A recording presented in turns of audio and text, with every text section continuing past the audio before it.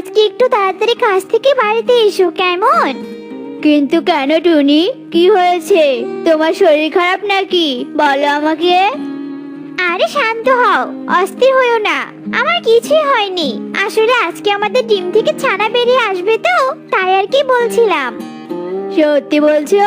এ তো বেশ খুশির খবর। আমাদের ছানা আসবে। আমি আসবো তাড়াতাড়ি টুনি, তুমি সাবধানে থেকো, কেমন?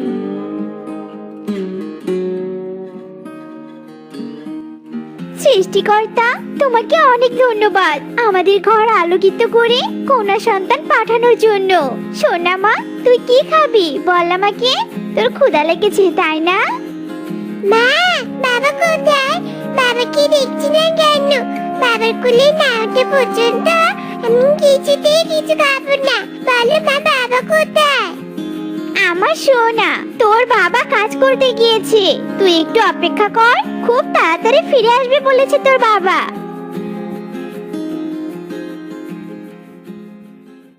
কি গো, আজ এই খুশির দিনে তুমি মন খারাপ করে আছো কেন?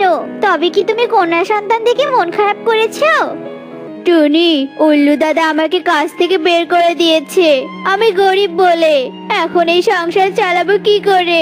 এই ছোট্ট কন্যার মুখে খাবার তুলে দিব কি করে? তুমিই বলো। আমার মাথায় যে কিছু আসছে না টুনি। টোনা, কেঁদো না, শান্ত হও। সৃষ্টিকর্তার উপর ভরসা রাখো। দেখবে সৃষ্টিকর্তা একটা না একটা পথ অবশ্যই দেখাবে। এদিকে এসো, আমাদের টুকি মায়ের পাশে বসো তো। টুকি সেই কখন থেকে বলছে ও তোমাকে ছাড়া কিছুই খাবে না। এই নাও, খাবার খাইয়ে দাও। আমি যাই, রান্না সারতে হবে তো আবার।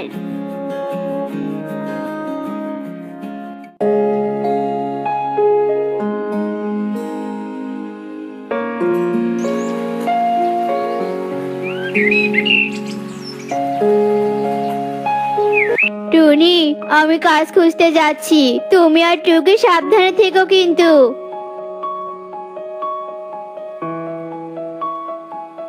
না, শুধু টোনার আশায় থাকলে চলবে না। টোনা যদি কাজ না পায় তখন আমিও বরং টুকিকে নিয়েই কাজ খুঁজতে যাই। কিছু না কিছু একটা করতেই হবে। এরপর টুনি টুকিকে নিয়ে বনের দিকে উঠতে থাকে। আর কিছুক্ষণ পর টোনাটুনি বাড়িতে ফিরে আসে। কি গো, কাজ পেয়েছো? দিয়েছে কেউ কাজ? না গো টুনি, কেউ কাজ দেয়নি। সবাই বলে আমরা নাকি গরিব, দুদিন পর কাজ ফেলে পালাবো। এই বনে আমাদের কোনো দাম নেই। চলো টুনি, এই বন থেকে অন্য বনে যাই। না টোনা, আমরা এই বনেই থাকবো। ঈগল দাদার বাড়িতে আমি একটা কাজ পেয়েছি। ঈগল দাদার ভুট্টা খেতে আমাদের দুজনকে কাজ করতে দিয়েছে। কাল থেকে কাজে যেতে বলেছে ঈগল দাদা। সত্যি বলছো টুনি? আমি অনেক খুশি। দুজন কাজ করলে আমাদের আর কোনো অভাব থাকবে না। চিন্তায় চিন্তায় ক্ষুধা লেগেছে। দাও, আমাকে কিছু খেতে দাও। এরপর টুনি সবাইকে খেতে দেয়। পরের দিন টোনা টুনি টুকিকে নিয়ে ঈগলের বাড়িতে যায়।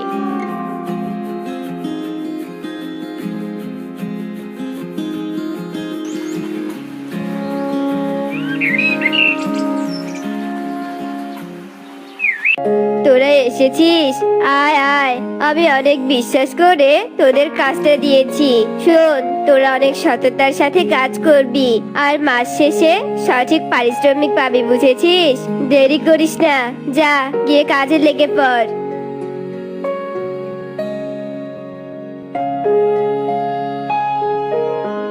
টুকি মা, তুই ওই গাছটার নিচে গিয়ে বস। আমরা ক্ষেতের আগাছা পরিষ্কার করি, কেমন? টুকি গাছের নিচে বসে আর টোনাটুনি কাজে লেগে পড়ে। এভাবেই দেখতে দেখতে কেটে যায় বেশ কিছুদিন।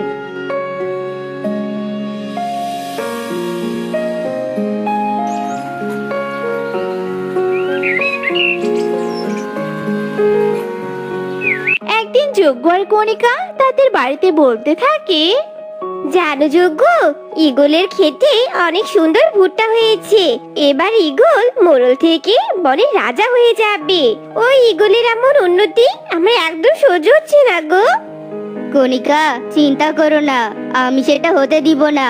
ঈগলের জমির ভুট্টা আমরা বিক্রি করব আর আমরাই হব ধনী। কি করে করবে এমনটা? ওই টোনাটুনি যে রাত দিন ঈগলের ভুট্টা খেতেই থাকে গো।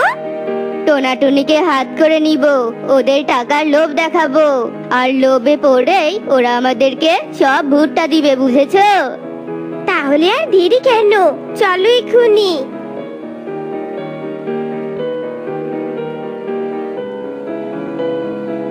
আরে যজ্ঞ দাদা, কণিকা দিদি, তোমরা এখানে কিছু দরকার নাকি? অনেক গুরুত্বপূর্ণ দরকারে এখানে এসেছি। শোন টোনা, আমি তোদের 10,000 টাকা দিব। 10,000 টাকা?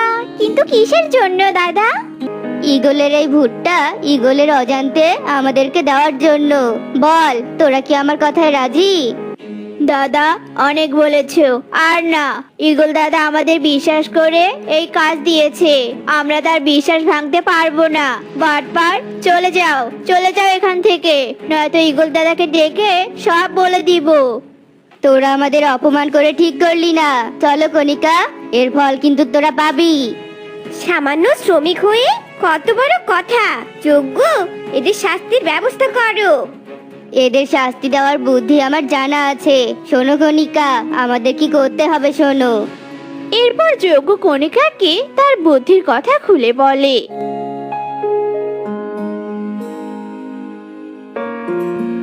আর রাতের বেলা যজ্ঞ আর কণিকা ঈগলের ক্ষেতের ভুট্টা চুরি করে, আর তাদের বুদ্ধি মতো টুনি আর টোনার বাড়ির পাশে গাছের আড়ালে লুকিয়ে রাখে। পরের দিন সকালে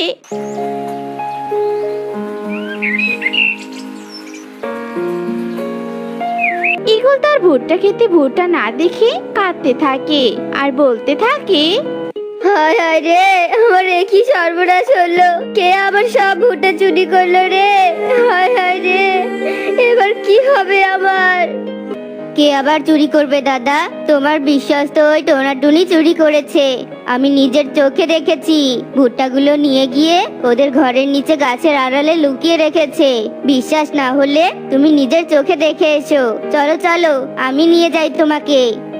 এরপর যজ্ঞ ঈগলকে গাছের আড়ালে লুকিয়ে রাখা ভুট্টাগুলো দেয়। ভুট্টা দেখে ঈগলের অনেক রাগ হয়, আর ঈগল রেগে টোনাটুনিকে ডাকতে থাকে, এই টোনাটুনি, বাইরে বেরিয়ে আয়, আজ তোদের পিঠের চামড়া আমি তুলে ফেলবো। কিরে? ঈগল দাদা, কি বলছো এসব? আমরা তো কিছুই বুঝতে পারছি না। রাতের বেলা চুরি করে এখন বুঝতে পারছিস না, তাই না? দাঁড়া, দেখাচ্ছি মজা তোদের। এই বলে ঈগল মোটা লাঠি দিয়ে টোনাটুনিকে মারতে থাকে। আহ, লাগছে দাদা, লাগছে। আর মেরো না দাদা, ছেড়ে দাও, ছেড়ে দাও। তুমি যা ভাবছো সব ভুল। দাদা, মেরো না, আমরা সত্যি কিচ্ছু করিনি দাদা। আজ তোদের আমি মারতে মারতে মেরেই ফেলবো, ছাড়বো না তোদের, শয়তানের দল। ছেড়ে দাও আমার বাবা মাকে, আমার বাবা মার কষ্ট হচ্ছে তো। তোমার পায়ে পড়ে ঈগল কাকু, ছেড়ে দাও। মারো দাদা, মারো, বেশি করে মারো, যেন আর কখনো চুরি না করে। ঈগল মারতে মারতে এক পর্যায়ে টোনাটুনিকে মেরে ফেলে। বাবা মা, কি হলো তোমাদের? কাকা আমার দিকে। বাবা মা, ঈগল কাকা, তুমি কোথায়? আমার বাবা মাকে তুমি মেরে ফেলেছো। কেন আমাকে এতিম করে বানালে পারো? আমি আমার বাবা মাকে যাই কি করে বাঁচবো? কাকে আমি আমার বাবা মা ডাকবো বলো? এখানে দাঁড়িয়ে এই এতিম কন্যার নাটক দেখার আমার কোনো ইচ্ছে নেই। যজ্ঞ, আজ থেকে তুই আবার জমিতে কাজ করবি।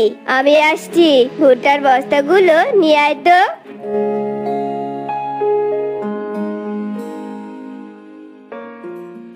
যেখানে বাবা বাড়ি, সেখানে আমি একা একা থাকতে পারবো না। আমি ভীষণ ভয় করছি। যাই, বনের পাখিদের কাছে একটু আশ্রয় যাই। মাসি, ও মাসি, আমি কি একটু আশ্রয় দাও দয়া করে?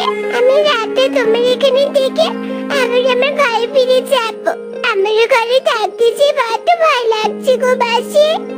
একই তো এতিম কন্যা, তার উপর এসেছিস আশ্রয় চাইতে? না না, আশ্রয় হবে না, চলে যা। তোকে আশ্রয় দিলে ঈগল আর যজ্ঞ আমাকেও মেরে ফেলবে। যা, চলে যা বলছি। এরপর বিউটি টুকিকে তাড়িয়ে দেয়। এরপর টুকি আরো পাখিদের কাছে যায়, কিন্তু কেউই সাহায্য করে না। এক পর্যায়ে টুকি অসহায় হয়ে বাড়িতে আসে। এভাবেই কেটে যায় বেশ কিছুদিন।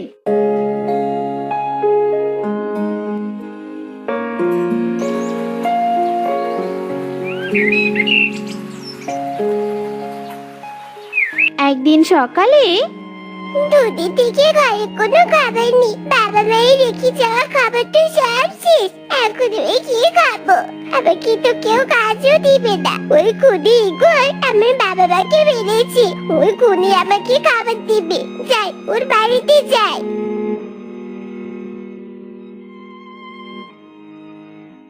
কি ব্যাপারে এতিম কন্যা, কি চাই তোর? আমার এখানে তুই কেন এসেছিস শুনি? তুই কি মোটে এসেছিস নাকি বলতো? তুমি আমার বাবা মাকে মেরেছো, তাই আজ থেকে তুমি আমার ভরণ পোষণের সব দায়িত্ব নিবে। দাও, এখন আমাকে খেতে দাও।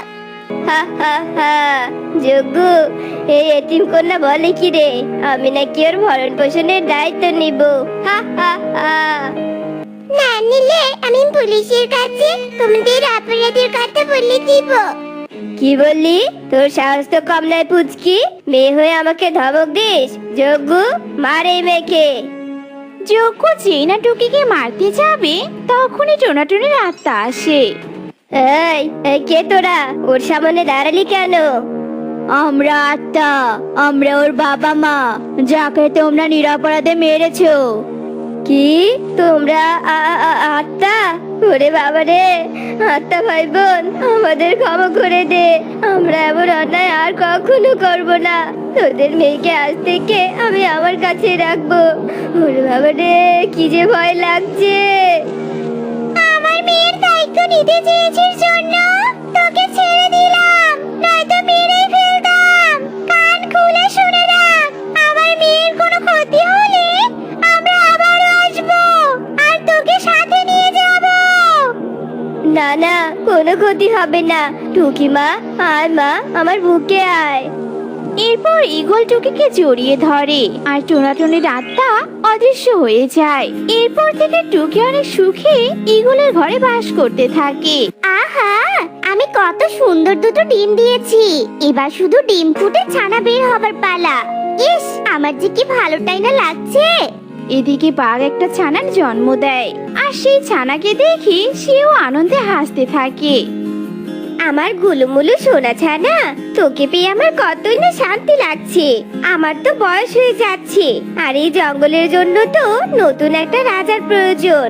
তাই আমি এবার তোকে এই জঙ্গলের নতুন রাজা হিসেবে অভিষেক করাবো, বুঝেছিস? বাঘ তার ছানার কথা জঙ্গলের সব পশুদের জানিয়ে দেয় আর বাঘের ছানার কথা শুনে সব পশুরাই ভীষণ খুশি হয়। এদিকে ইগলি, আর তো মাত্র কটা দিন, তার মধ্যে আমার ডিম ফুটে ছানা বের হবে। আমি বরং ঘরের কাজগুলো শেষ করে আজ একটু বাইরে যাই আর কিছু খাবার জোগাড় করে নিয়ে আসি। ইগলি খাবার জোগাড় করার কথা ভাবতে থাকে। এদিকে কালু কাক ইগলের ডিম দেখে মনে মনে ভাবতে থাকে, ইগলি ডিম দেখে আমার জিভে পুরো জল চলে এলো। দুদিন হলো আমি কারো ডিম খেতে পাচ্ছি না। এবার আমাকে এই জঙ্গলে ডিম খেয়ে পেট ভরাতে হবে। এদিকে ইগলিও তো মনে হচ্ছে কাজ নিয়ে ব্যস্ত। পিছন থেকে আমি ডিম দুটো খেয়ে নিলে ও একদম বুঝতেই পারবে না। এই বলে কালু কাক গুটিসুটি পায়ে ইগলির ঘরে ঢুকে যায় আর তা দেখে ইগলি রেগে মেগে আগুন হয়ে যায়। ওরে বেটা কালু, তোর এত বড় সাহস! তুই কিনা এসেছিস আমার ডিম খেতে? দাঁড়া, আজ তোকে দেখাচ্ছি মজা আমি। হায় হায়, এই ইগলি তো আমায় দেখে ফেললো। ওরে কালু রে কালু, যদি বাঁচতে চাস এক্ষুনি পালা, নয়তো আজ তুই আর তোর দু চোখে এই বাস্তব পৃথিবী দেখতে পারবি না। এই বলে কালু কাক দ্রুত উড়ে সেখান থেকে চলে যায় আর ইগলিও তার পিছু পিছু ছুটতে থাকে। এই দাঁড়া বলছি, দাঁড়া কালুর বাচ্চা কালু, দাঁড়া বলছি। কালু আর কোনোভাবেই দাঁড়ায় না, খুব দ্রুত উড়ে ইগলির চোখের আড়াল হয়ে যায়। শালার বেটা, আজ তুই আমার হাত থেকে বেঁচে গেলি, কিন্তু এরপরও যদি তোকে একবার আমি আমার ডিমের দিকে নজর দিতে দেখি, তাহলে তোকে টুকরো টুকরো করে খাবো। এরপর ইগলি খাবার খুঁজে নিয়ে তার বাসায় ফিরে যায়। এরপর দেখতে দেখতে কেটে যায় বেশ কিছুদিন।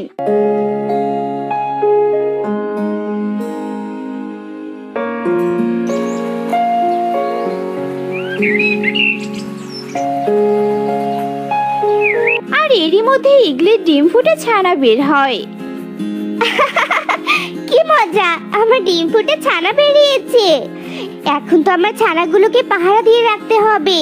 আর এরা তো এক্ষুনি ডিম ফুটে বের হলো, তার মানে তো এদের এক্ষুনি অনেক খিদে পেয়েছে। ঘরে তো আমার সামান্য কটা শস্য দানা আছে, এতটুকু দিয়ে তো এদের দুজনের পেটই ভরবে না।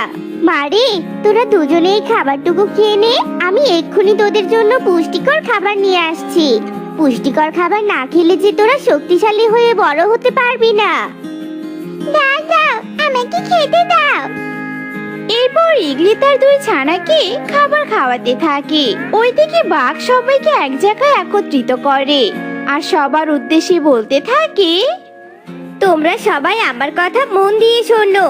আমার তো বয়স হয়ে যাচ্ছে, আর বেশি দিন হয়তো তোমাদের সেবা আমি করতে পারবো না। তাই আমি আমার ছানাকে যুবরাজ হিসেবে অভিষেক করালাম। যুবরাজের জয় হোক, যুবরাজ দীর্ঘজীবী হোক। মহারানী, নতুন রাজা পেয়ে আমরা অনেক খুশি। আচ্ছা ঠিক আছে, যাও এবার তোমরা সবাই নিজেদের কাজে চলে যাও। যথাজ্ঞা মহারানী। এরপর সব পশুরা সেখান থেকে চলে যায় আর বাঘের ছানা তার মাকে বলে, মা, আমি এক্ষুনি বাসায় ফিরে যাব না মা, আমি একটু জঙ্গলটা ঘুরে দেখব। আচ্ছা ঠিক আছে, যা রে বাবা, তুই যখন ঘুরতে চাচ্ছিস তখন ঘুর, তবে বেশি দূর কিন্তু একদম যাবি না, কারণ তুই এখনো কিন্তু তেমন কিছুই জঙ্গলে চিনিস না। আচ্ছা ঠিক আছে মা, আমি একদম দূরে কোথাও যাব না। এরপর বাঘ তার কাজে চলে যায় আর ছানা এদিক সেদিক ঘুরে দেখতে থাকে। ওইদিকে ইগলি, আমার সোনা মায়েরা, তোরা দুজনে বাড়িতে চুপটি করে বসে থাক, আমি এক্ষুনি তোদের জন্য পুষ্টিকর সুস্বাদু খাবার নিয়ে আসছি, কেমন? এই বলে ইগলি বেরিয়ে পড়ে আর এদিক সেদিক খাবার খুঁজতে থাকে। আর সামনেই কিছু পাখির ছানাকে খেলা করতে দেখে, কিন্তু ছানারা ঈগলকে দেখে দ্রুত সেখান থেকে পালিয়ে যায়। আজকাল তো দেখছি ছানারা অনেক চালাক হয়ে গেছে, এবার আমি কি করি? না, এত তাড়াতাড়ি হাল ছেড়ে দিলে তো চলবে না, আমাকে আরো সামনে যেতে হবে। এরপর ইগলি উড়ে সামনের দিকে যেতে থাকে আর তখনই ইগলি বাঘের ছানাকে দেখতে পায় আর কোনো দিক চিন্তা না করে টুপ করে পা দিয়ে বাঘের ছানাকে তুলে নিয়ে নিজের বাসায় চলে যায়। ছানারা, এই নে, তোদের জন্য আমি পুষ্টিকর খাবার নিয়ে এসেছি। মা, আমরা তো ছিঁড়ে খেতে পারবো না, তুমি আমাদের একটু ছিঁড়ে দাও না মা। এরপর ইগলি যেই না বাঘের ছানাকে মারতে যাবে তখনই বাঘের ছানা মামা বলে ডাকতে শুরু করে। মা, মা, মা। বাঘের ছানার মা ডাক শুনে ইগলির মাতৃহৃদয় জেগে ওঠে আর সে মনে মনে ভাবতে থাকে, আরে, ছানাটা কেমন মা বলে ডাকছে, আমি নিজের ছানার জন্য অন্যের ছানাকে মারতে চাচ্ছিলাম। যা, তোকে আমি আর মারবো না, আমি তোকে আমার সন্তানের মতো করে রেখে দিব। এরপর থেকে ইগলি বাঘের ছানাকে নিজের ছানার মতো করে বড় করতে থাকে। ওইদিকে বাঘ পুরো জঙ্গলে তার ছানাকে খুঁজে বেড়ায়, কিন্তু কোথাও খুঁজে পায় না। এভাবে দেখতে দেখতে কেটে যায় বেশ কিছুদিন।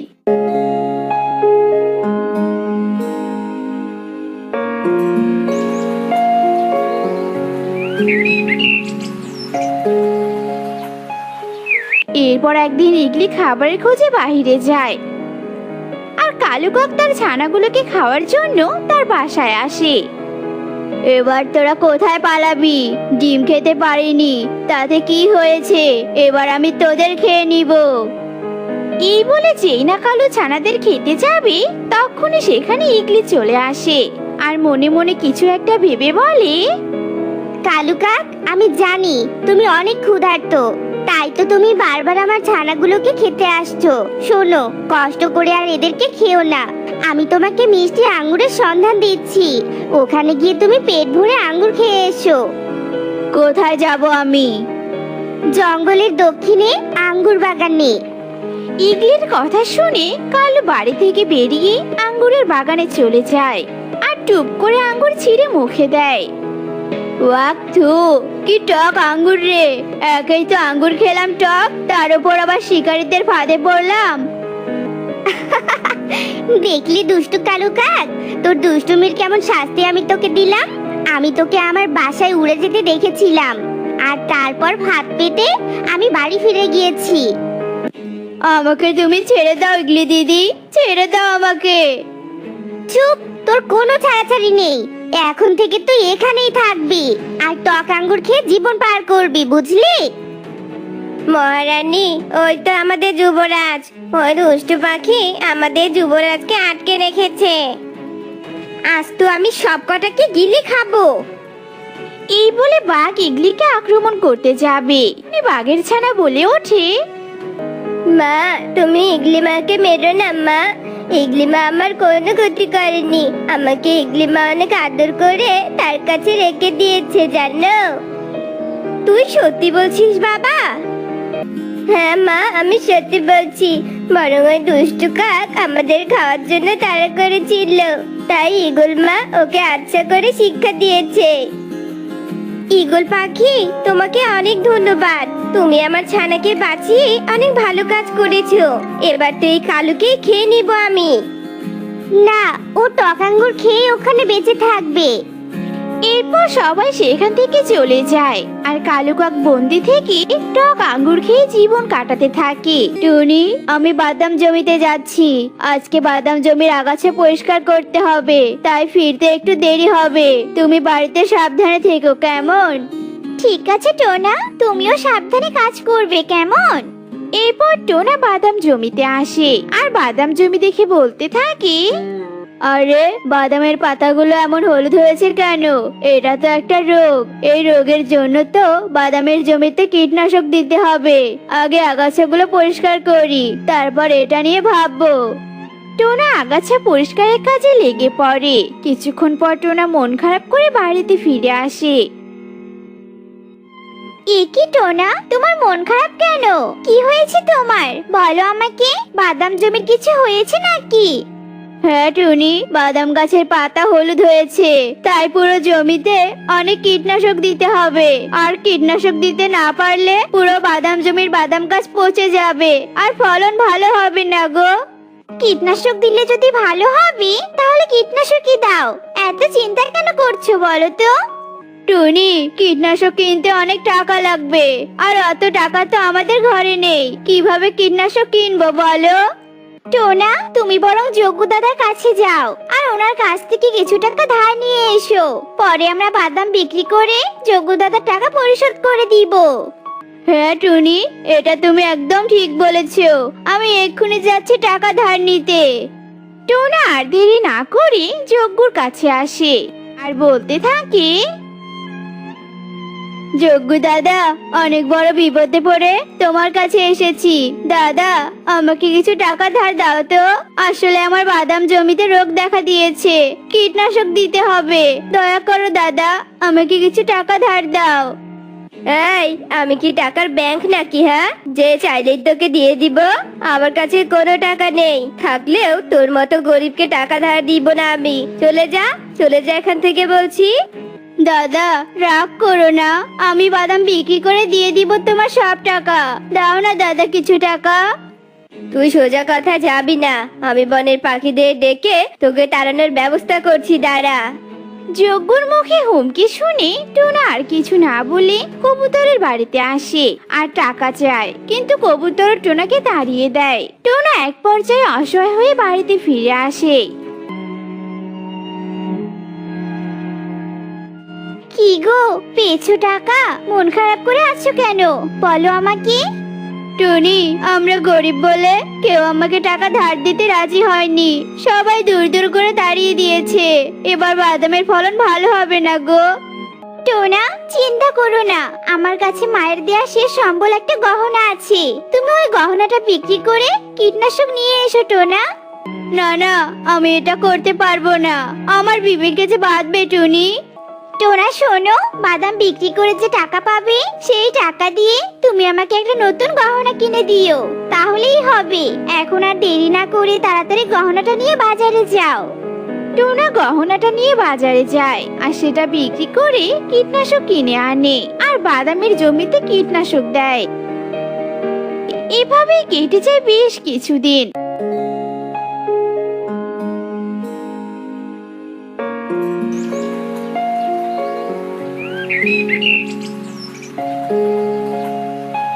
টোনা টুনির বাদামের ফলন বেশ ভালো হয়। একদিন টোনা টুনিকে বলে, টুনি, আজকে আমি কাঁচা বাদাম বাজারে বিক্রি করতে নিয়ে যাব। আমি ঠেলা গাড়ি নিয়ে আসি, তুমি বরং বাদামের বস্তাগুলো ভর্তি করো।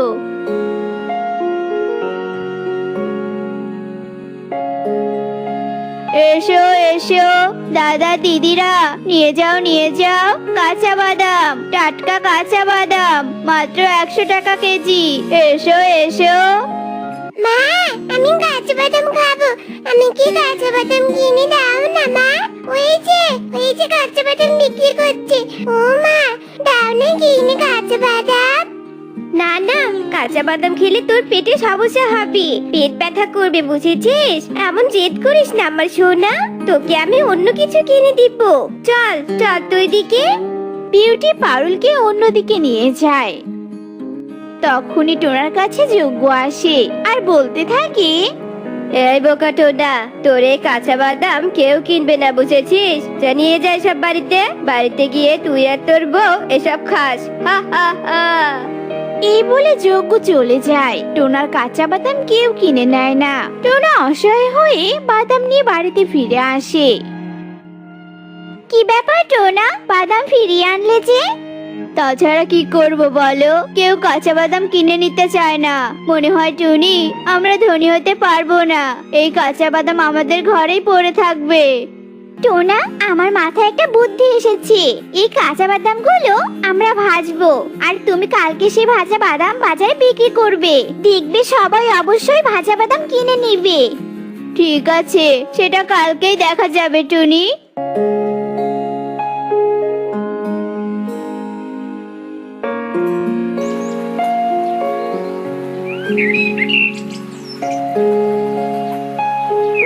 পরের দিন টুনি বাদাম ভেজে টোনাকে দেয়, আর টোনা সেই বাদাম ভাজি বনে বিক্রি করতে থাকে। ভাজা বাদাম চলে গেল চলে গেল, ভাজা বাদাম, গরম গরম ভাজা বাদাম। এসো এসো দাদা দিদিরা, ছোট্ট সোনামণিরা, নিয়ে যাও নিয়ে যাও ভাজা বাদাম। ভাজা বাদাম, ভাজা বাদাম খেতে তো বেশ সুস্বাদু। আমাকে 1 কেজি ভাজা বাদাম দাও তো টোনা। আর এই নাও টাকা। বিউটি টাকা দিয়ে ভাজা বাদাম নিয়ে চলে যায়। এভাবেই বনের সবাই টোনার ভাজা বাদাম কিনে নেয়। টোনা খুশি মনে বাড়িতে ফিরে আসে। টুনি, আমাদের সব ভাজা বাদাম বিক্রি হয়েছে, এবার আমরা ধনী হতে পারবো। এভাবে সব বাদাম ভেজে আমরা বিক্রি করব। আমার আজকে অনেক খুশি লাগছে গো টুনি। আমারও খুশি লাগছে।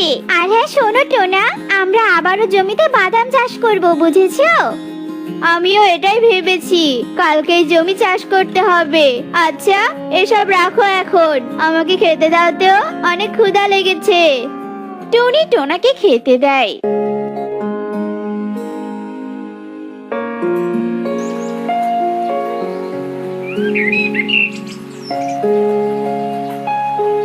পরের দিন সকালে টোনা জমি চাষ করে আবার জমিতে বাদাম রোপণ করে। বাদামের জমির পরিচর্যার পাশাপাশি টোনা বনে বাদাম ভাজা বিক্রি করতে থাকে। এভাবেই কেটে যায় বেশ কিছুদিন।